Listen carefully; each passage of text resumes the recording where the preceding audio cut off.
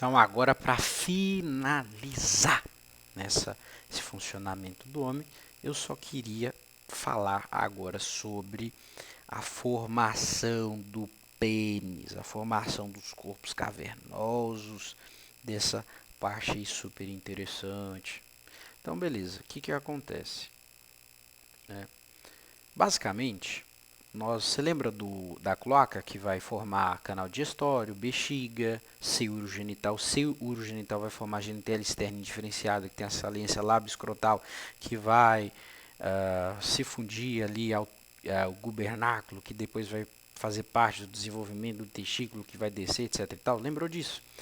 Lembra da parte mais importante para a gente? É o seio urogenital, né? Acho que você lembrou. O que acontece? Nessa parte aqui, mais uma vez eu vou te fazer lembrar da cloaca, do seio urogenital, mas mais especificamente do seio urogenital. E você lembra? O seio vou deixar assim, genital.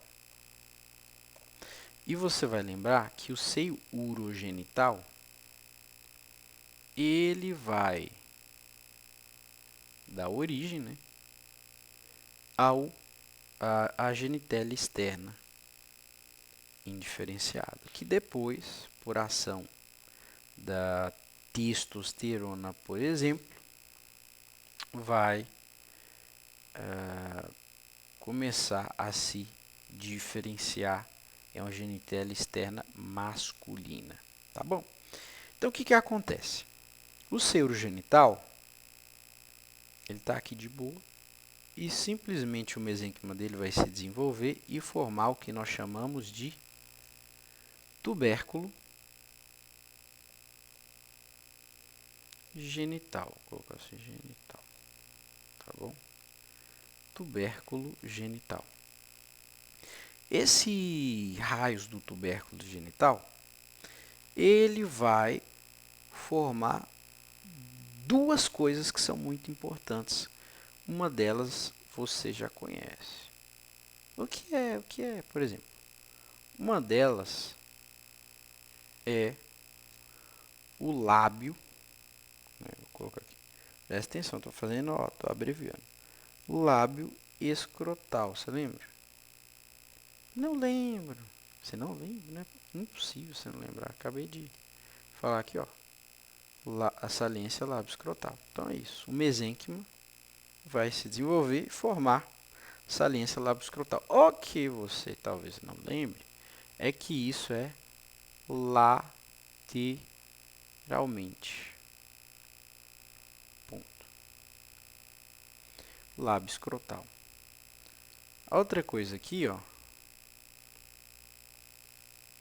são as pregas urogenital.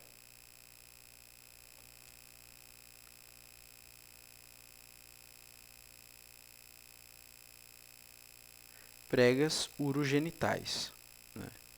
E aí o que acontece? Essas pregas urogenitais vai formar aqui, ó, a uretra peniana.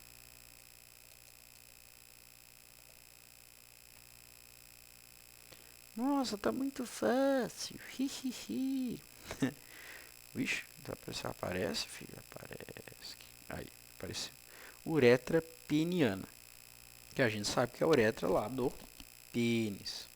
Então, beleza. O que talvez você não saiba é que isso aqui é, ventralmente, né? Show de bola. Ah, agora tá de boa, blá blá blá. Legal, show de bola. O que acontece?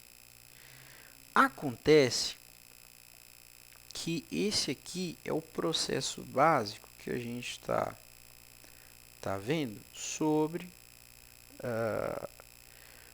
a formação ali do lábio, da saliência lábio escrotal, né? Vou até colocar aqui, ó.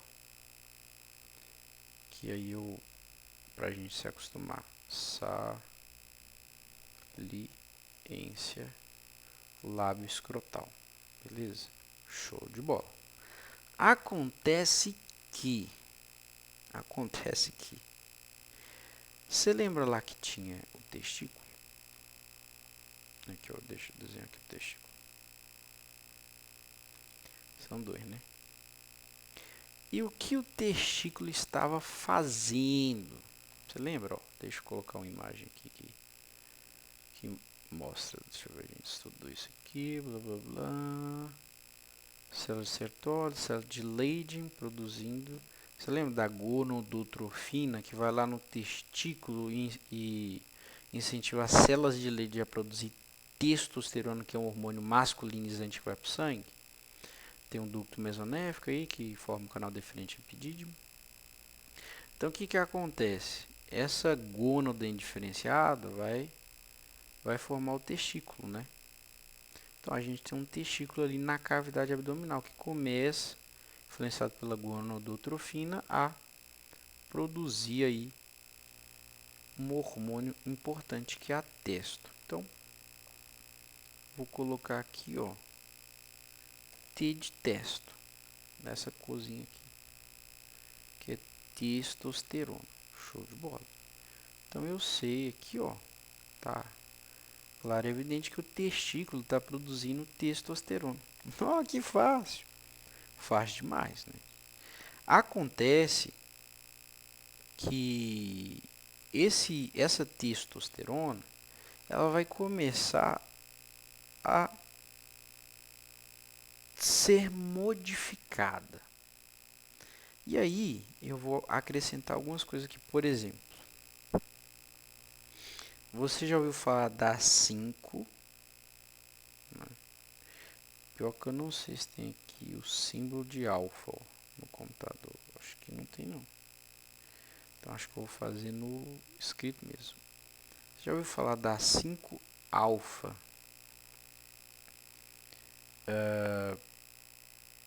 5-alfa redutase tipo 2?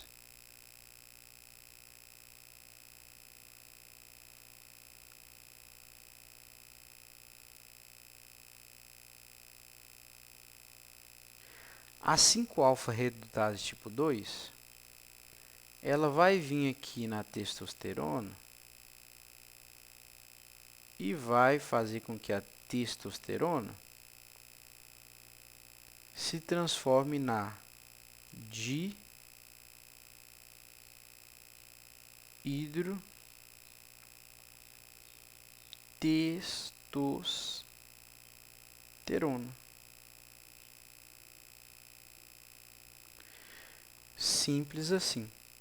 A 5-alfa redutase tipo 2 vai fazer com que a testosterona se transforme na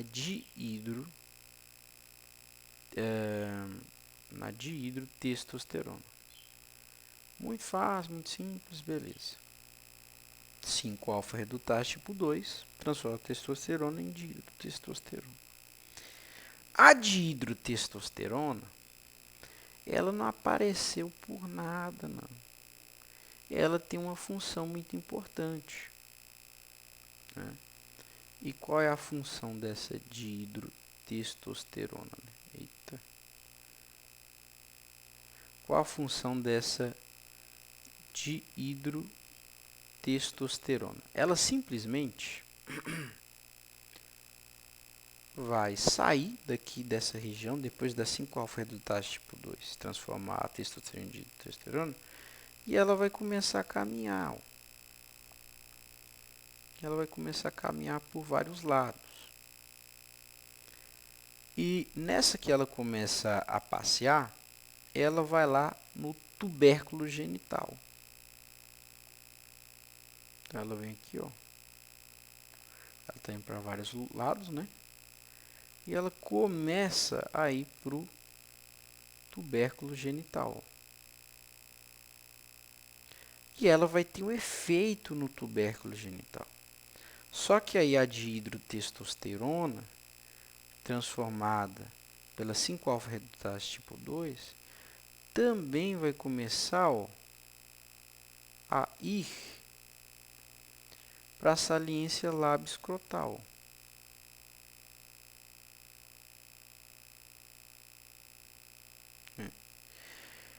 Quando a dihidrotestosterona vai para o tubérculo genital, algumas coisas vão acontecer. Vai formar algumas coisas, vai fazer com que o tubérculo genital se desenvolva e forme uma parte importante do pênis, que eu vou te explicar agora. Então tá aqui, ó. O azulzinho quer dizer que a dihidrotestosterona está fazendo negócio. E não é diferente não. A saliência lábio-escrotal, por ação da dihidrotestosterona e de certa forma da testosterona também, ela vai acabar por pegar essa saliência lábio-escrotal e induzir que ela também se transforme em outra coisa, né? Isso aqui é a mágica da dihidrotestosterona transformada pela 5-alfa-redutase tipo 2. Então, raios, o que vai fazer no tubérculo genital? O que vai fazer na saliência lábio-escrotal, que é mesênquima, hein? Saliência é a proliferação de mesênquima. É simples, olha só, muito simples. Essa saliência lábio-escrotal, ela vai se desenvolver. Ela vai se desenvolver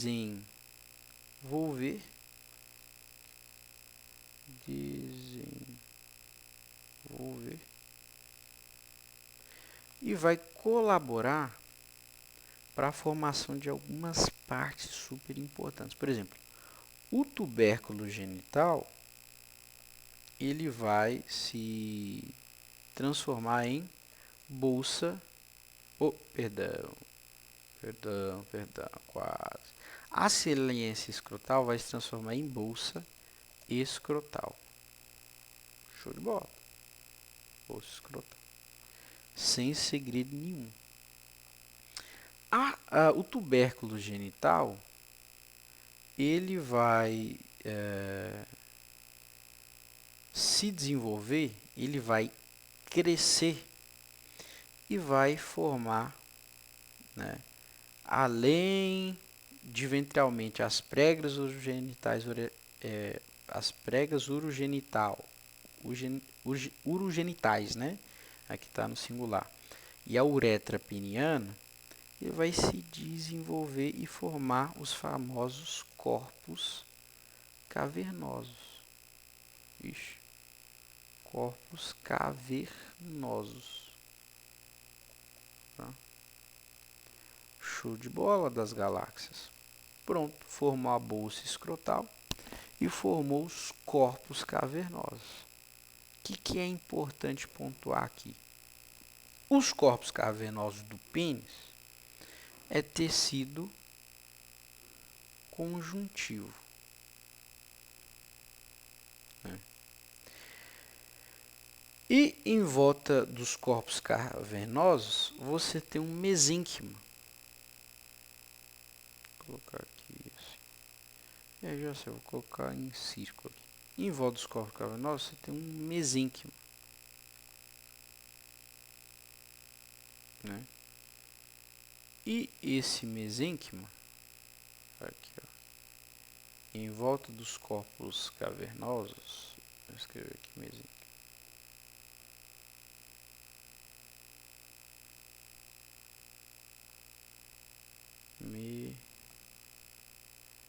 Mesênquima. É nada menos e nada mais do que um negócio super importante, famoso, que você conhece. É o famoso, eu sei que você já falou aí, mas eu vou anotar aqui, né? A famosa aí, meu pai do céu, fugiu a cabeça, esponjoso, corpo esponjoso. Corpo esponjoso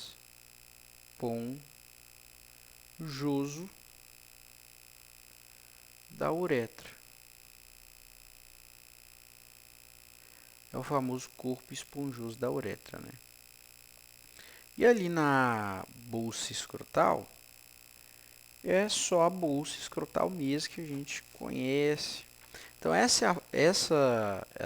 esse tipo de sinalização que está ocorrendo aqui é super importante para a gente entender aí a formação dos corpos cavernosos, da bolsa escrotal e da uretra peniana.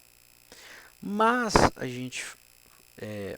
nós também falamos sobre, por exemplo, a túnica albugínea, sobre a parte uretral do corpo do pênis e a parte uretral da glande, né, do pênis. Então, nós vamos começar a acrescentar algumas informações para a gente entender de onde veio cada coisa aqui, ó. Aqui está o corpo esponjoso, aqui está a uretra, né? O corpo cavernosos, aqui, certo? Aqui você tem a artéria profunda, veia dorsal superficial, pele e tal. Então agora, ó, eu vou te falar uma coisa super importante, que os corpos cavernosos, eles deixam espaços, né? Se for assim, né? Ele deixa espaços, e esses espaços aí são muito bem vascularizados. Então, nesses espaços aí, tem muita, ou melhor, tem muitos vasos. Tem muitos vasos. Tem muita vascularização nesses corpos cavernosos. Tem muitos capilares sinusoides. Tem muitos vasos sanguíneos. E em parceria com os corpos cavernosos, nós temos ali o sistema nervoso parasimpático, né, que inclusive é simpático demais. E o sistema nervoso parasimpático, ele vai acabar por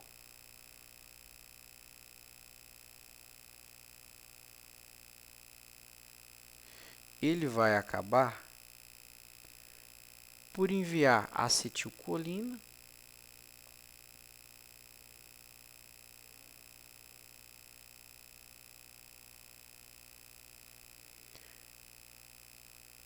NO,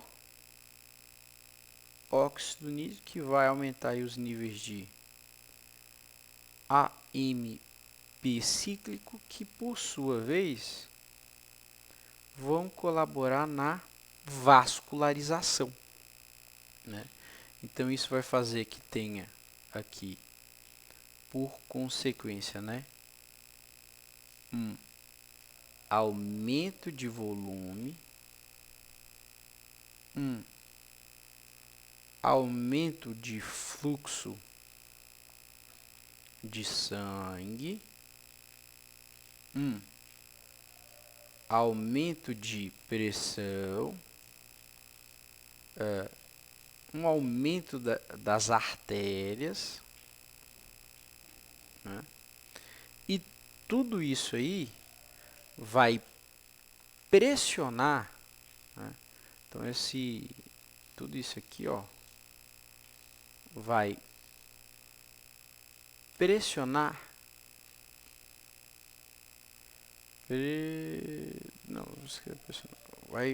vai empurrar, vai pressionar uma túnica. E essa túnica é a túnica albugínea.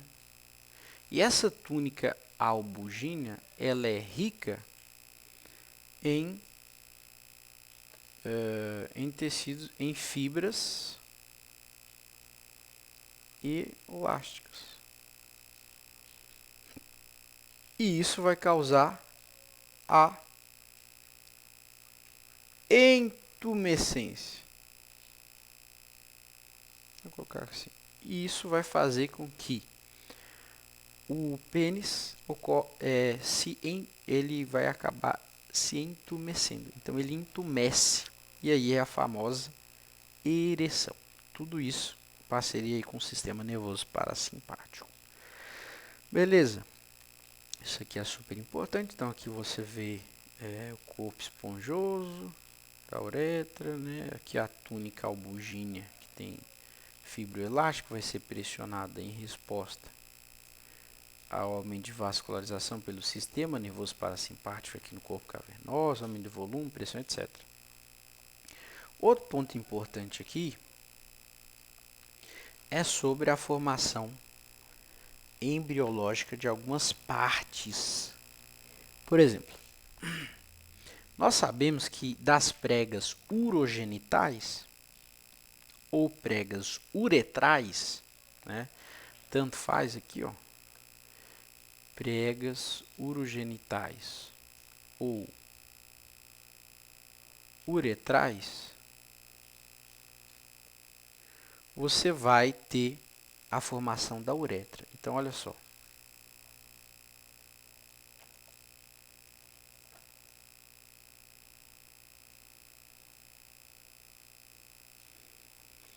Então, das pregas uretrais ou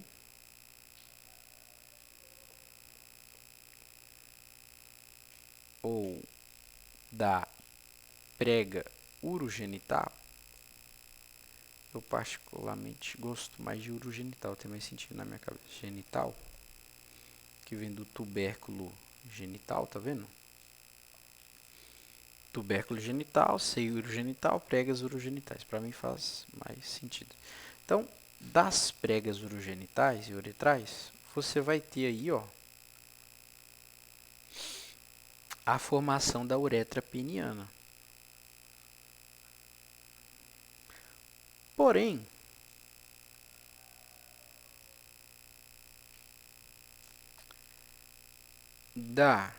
do ectoderma na glande,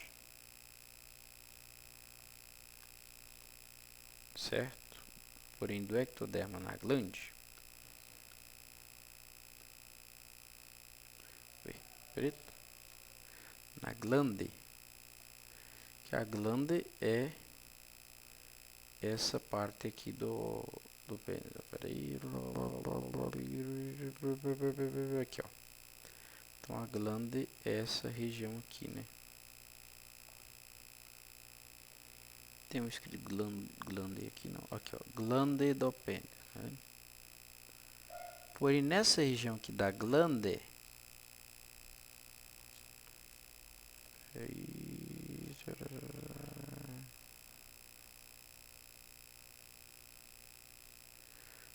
no ectoderma na glande, ele vai acabar, ó,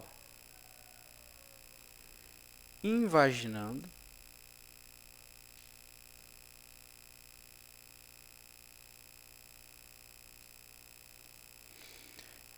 e essa invaginação forma um cordão.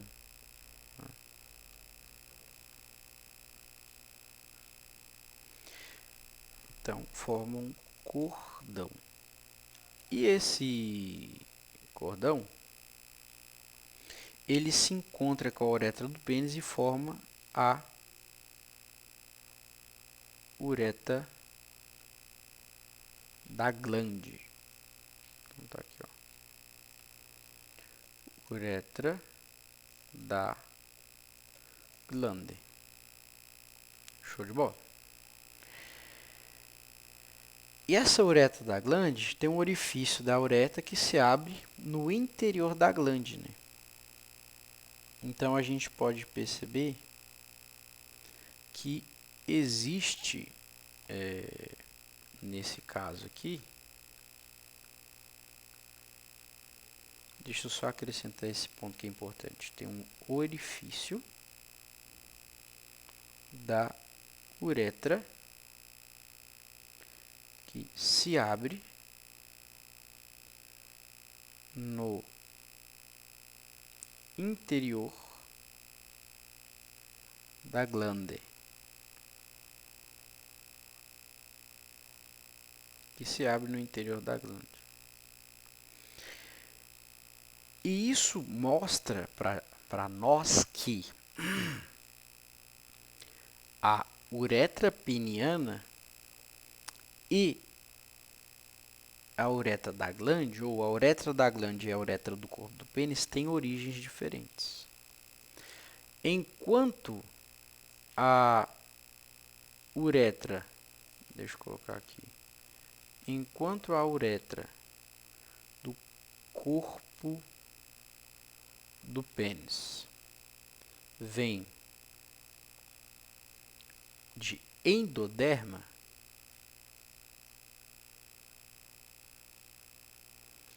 a uretra da glande advém de ectoderma. Ou seja, possuem origens embriológicas, né? Possuem origens embriológicas diferentes. E isso é muito, mas muito importante para de ser mencionado sobre essa questão aí da fisiologia e da embriologia relacionada aí ao homem. Então, é importante lembrar que a uretra peniana do corpo do pênis vem do endoderma e a uretra da glande vem do ectoderma. E é isso, não tem muito segredo não. Foi um prazer te ensinar um pouquinho sobre uma questão importante da medicina.